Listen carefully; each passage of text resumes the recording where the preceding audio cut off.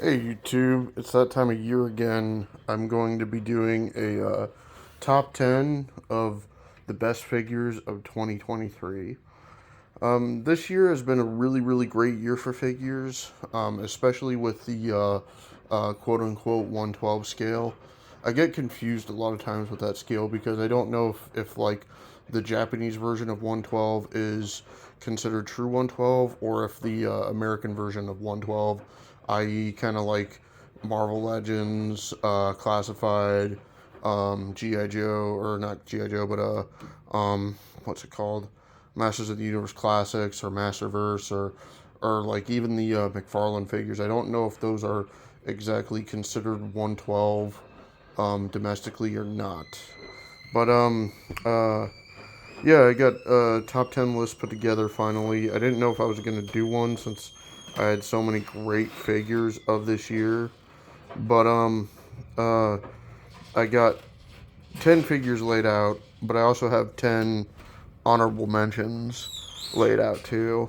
So, without further ado, and I also have top 10 vehicles too because I love collecting vehicles. So I figured why not put the vehicles on there. The thing about the vehicles is they're not all like toys. They're a handful of like stuff from like 118 scale to 112 scale to diecast and to Lego. So um, let's get going with this list. Okay, starting off with my number one. I'm going 1 to 10, 1 being kind of lower ranking, and then 10 being the highest ranking. And that goes for my honorable mentions as well for my vehicles. So, buckle up, grab yourself something to eat, grab yourself something to drink, and let me uh, do this video for you guys. All right, here's my number one. Okay, with my number one, we have the Jurassic World Hammond Collection Carnotaurus. I love this figure. I think it's excellent. A lot of people are calling this the best Hammond collection that they've ever made. I kind of like the Tyrannosaur.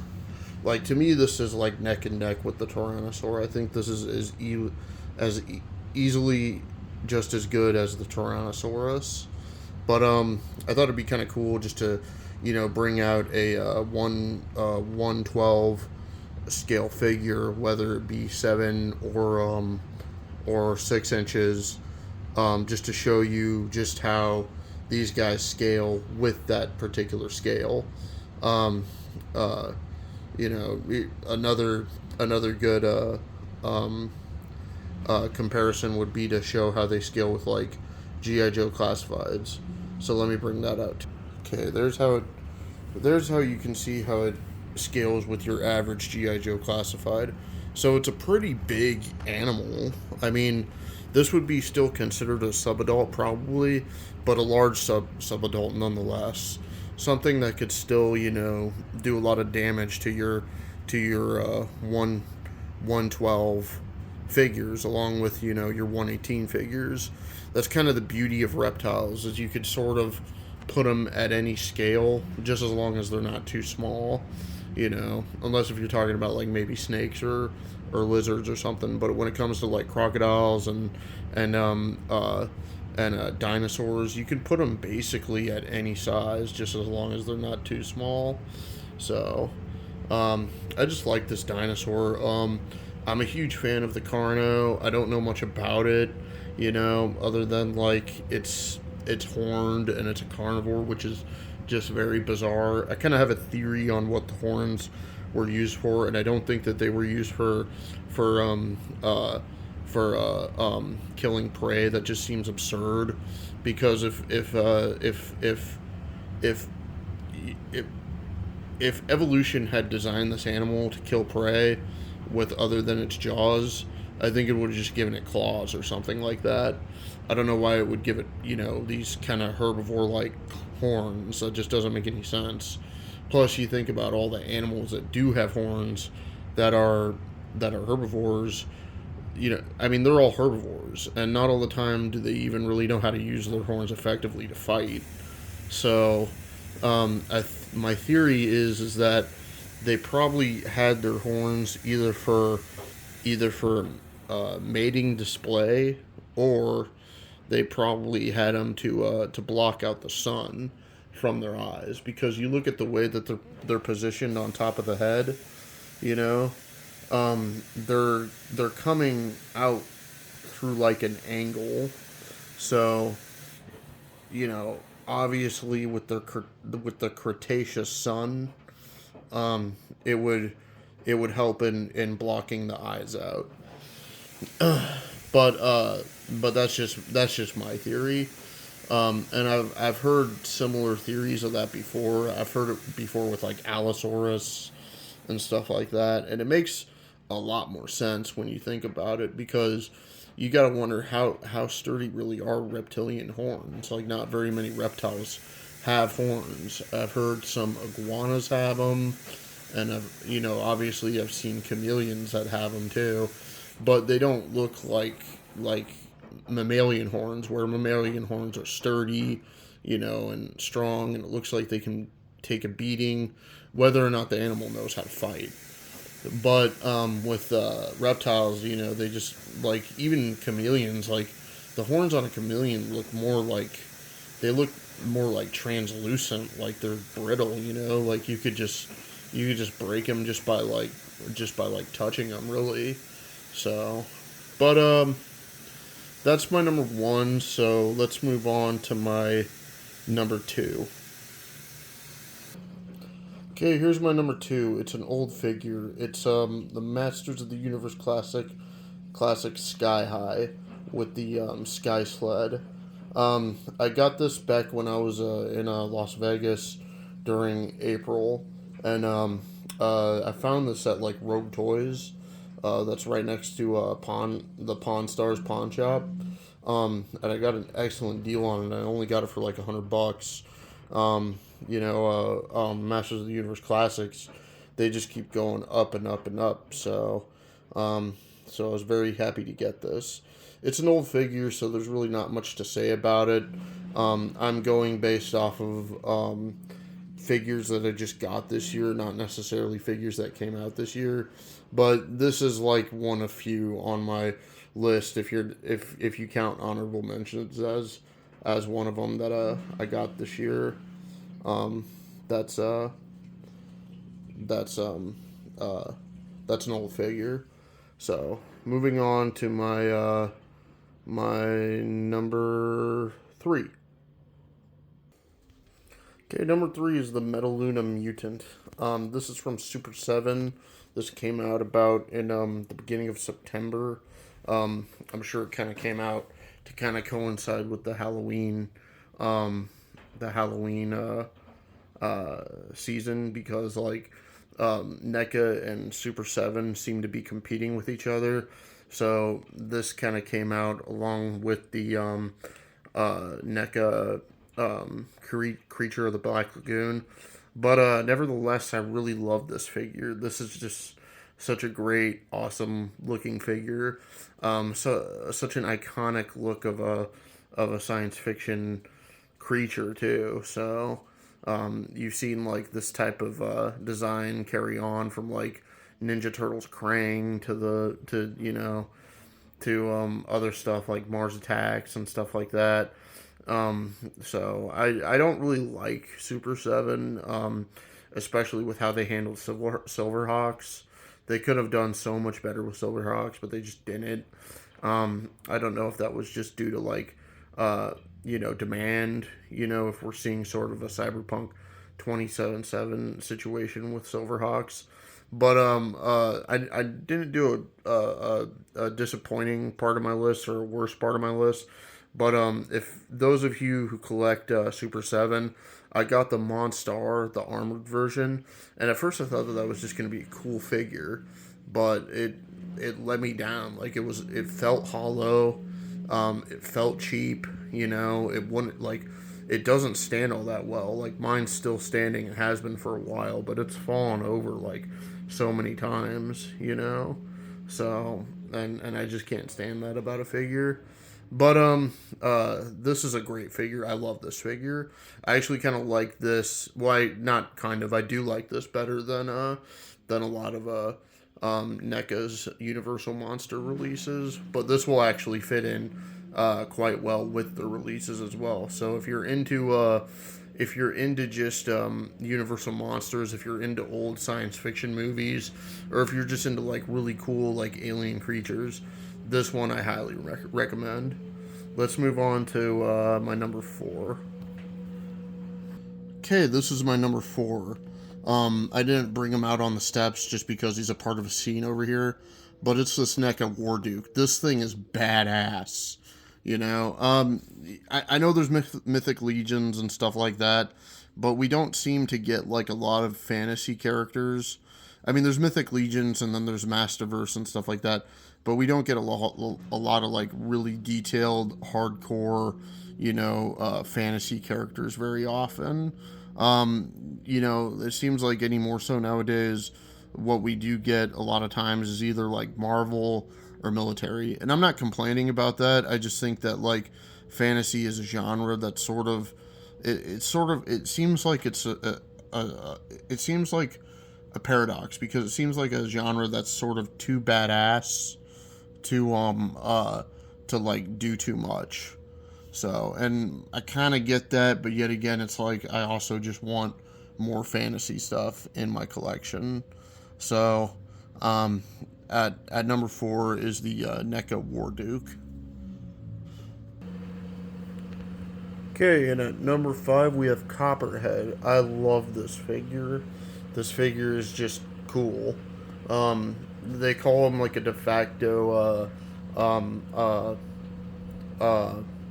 Dreadnought, and I didn't know that. But that's pretty awesome. It's just a cool figure. Um, I have a good memory of going out to like a small town during the summer, and I brought this along with me with another figure that's gonna make it on this list. So, just a cool figure. I just really love this Masters of the Universe Classics line. If you want to know more about the figure, just look up GI Joe Classifieds Copperhead. They got a ton of information on him. But yeah, that's my number 5. Okay, and at number 4, we have this guy, which I got for Christmas, and one of the figures I got for Christmas, and it's Badushi. I hope I'm spelling that correct or mentioning that correct. Uh, I hope I'm pronouncing that correctly because it sounds dirty. But obviously, it's an Italian name, which is kind of interesting because, like, I've noticed that like Italian and like sort of East Asian sort of complement each other in a weird way. But this is Badushi, better known in the GI Joe universe as Nunchuck, and this character, I'm going just purely on aesthetic. I just really, really, really dig this ninja look. This is cool. This just reminds me of like a ninja who's like in Vietnam. If there was like some sort of like ninja force that had to go in Vietnam and take out, Viet Cong or just like government officials or something like that. This guy looks like the guy for the job, pretty much. Just an Italian dude living in New York or New England or something, and who is just for whatever reason is just autistically obsessed with Eastern martial arts. I gave him this micro Uzi because I bought a bunch of these gun sets for GI Joe Classifieds because I was getting more and more into the Classifieds, and I just think it fits in so well with his aesthetic. Not to mention, I tell this to people. with micro submachine guns like this, the MAC-10, and the AB-10 as well, along with some others, they seem to have like sort of a like a ninja vibe to them. Like they seem to be pretty similar to ninja weapons. I mean, there's a lot of comparisons. I mean, they're both kind of cheap weapons. They're both way less deadly than people make them out to be. But uh, but yeah, it's just I mean, it's just this guy's cool. I really, really, really like this guy. He's on par to me with Copperhead. So even though he's supposed to be a good guy, you can say they actually complement each other pretty well. Okay, let's move on to the number three. All right, and my number three is Big Ben. Um, I don't know if a lot of people put this on their top tens or not, but I love this figure. I'm kind of biased because my name's Ben, but also I just really love gas mask figures. Gas mask figures to me are always so cool. I remember the first time I got one of them was when I was 16, and I got NECA when they were doing Resident Evil figures. I got their version of Hunk, and I just thought, man, dude, just imagine a SWAT team squad of guys with gas masks and just these submachine guns and stuff like that, coming after you. It's kind of kind of interesting. But yeah, that's my number three. Let's move on to my number two. And kind of a controversial figure, we have Red Sonja. Um, I really, really enjoy this figure. I actually have a good memory of getting it too. I was with a friend, and I was going out to visit friends and family in Minneapolis, and I was able to find this at Hot Comics, which I wasn't necessarily looking for it, but I was looking for definitely like a really good looking fantasy warrior woman, and I happened to just stumble upon Loose Collector's Red Sonja just staring at me right in the face. So I'm very happy that I got this. To those of you who kind of gripe about Loose Collector and how they're overpriced and yada yada yada, let me just show you something. Um, Here's a good reason why these exist. Ah, shit.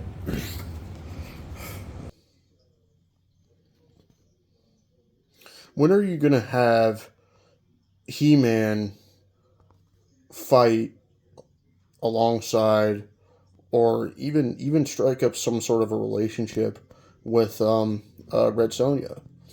Loose Collector made that happen, and I don't know why you guys are so weird and salty about it, but that's all I'll say.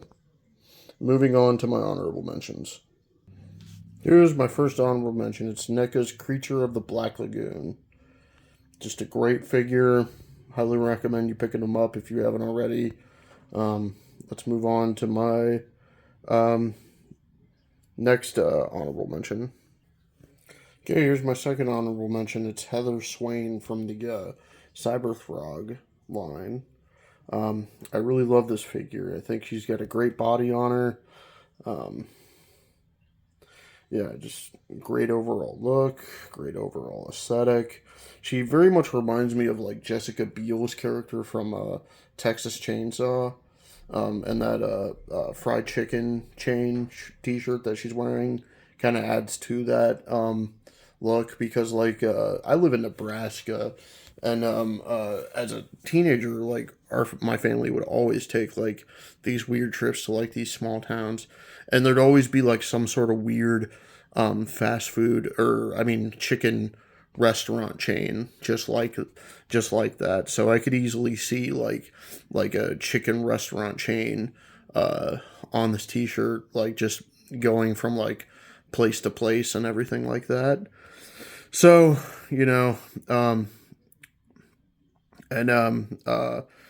and it also gives off a very like Rob Zombie, House of a Thousand Corpses, Texas Chainsaw vibe to it.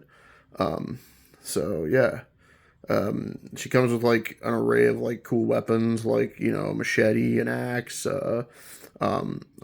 spike baseball bat. She has this knife on her side, which doesn't remove, but I'm fine with that because I got like a whole bunch of knives that came with figures, so I don't really care. But yeah, this is just her. You see, good body, you know, nice everything. So let's move on uh to our third honorable mention. Okay, my third honorable mention is Ripper. Um, not the Python Patrol Televiper. I just put him in the vehicle because I figured you could put anybody in the vehicle, and this guy's for sure one of my favorite Joes. So I love the tattoos they give him. I love the detail of the tattoos, which is pretty nice. Which is something that's just not easy to do on figures as much as people think it would be. Think it would be. Yeah, just I mean, um, just a overall cool figure. So definitely pick them up if you haven't already. Let's move on to my fourth honorable. Okay, here's my number four honorable mention. It's Bazooka. Um, no particular version. I only have the Tiger Force version. I didn't really feel the need to get the original version.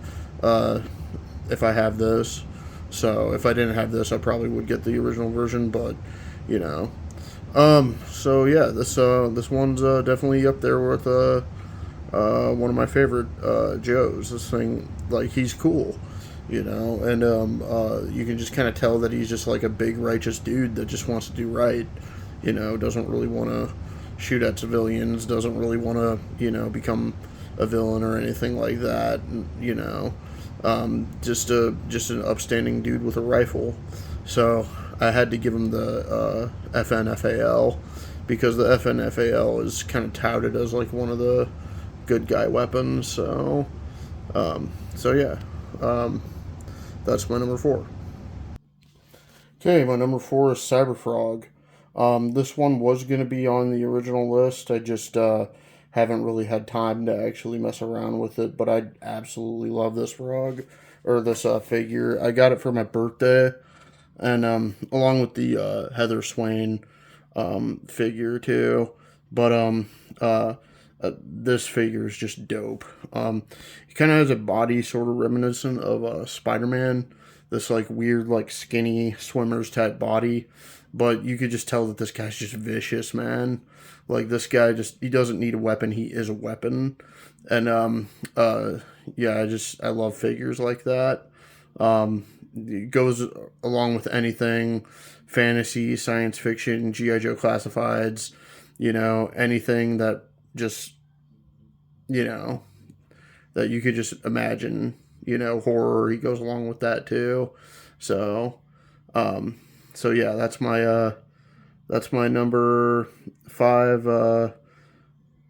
top 10 honorable mention. Now let's move on to my number six. Okay, here's my number six honorable mention. It's hard to pronounce this guy's name. I think it's Night Guard Nux Vol or whatever. But this is one of Cosmic Legion's figures. This thing is badass.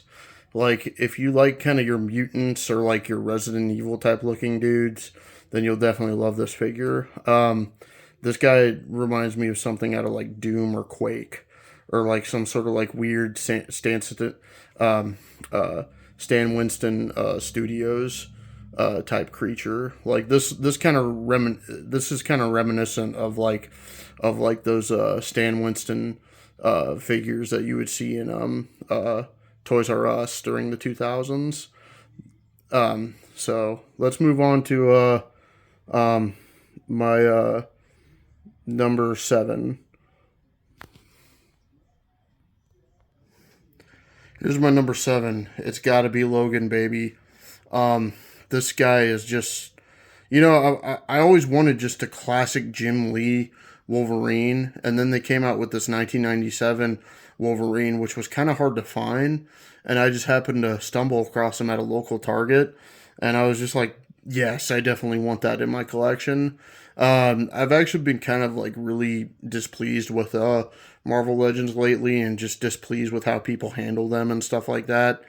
But this guy is just the best Marvel Legends of the year. I don't care what anyone says. You're not going to find him on too many lists that are saying top 10 Marvel Legends. But like, I've always wanted like that perfect Wolverine, that perfect Jim Lee Wolverine, and we finally got it. Doesn't come with the bone claws, but I really don't care because he never used bone claws in the cartoon, and I don't really remember seeing any depictions of him using bone claws uh, as this depiction of Wolverine. But uh, but like the bone claws are cool. They would have been a cool addition, but we don't really need them. So that's just my opinion. I do have other versions of Wolverine, and like no matter how many times I would tell myself that I was satisfied with those versions of Wolverine, I just wanted this version of Wolverine. So, so yeah, that's this guy. He would have made it onto the regular list, but or the official list, I should say. But I didn't really mess around with them too much until this Christmas break. Now that I have all this time off, so yep, he's in my my number seven my number seventh place.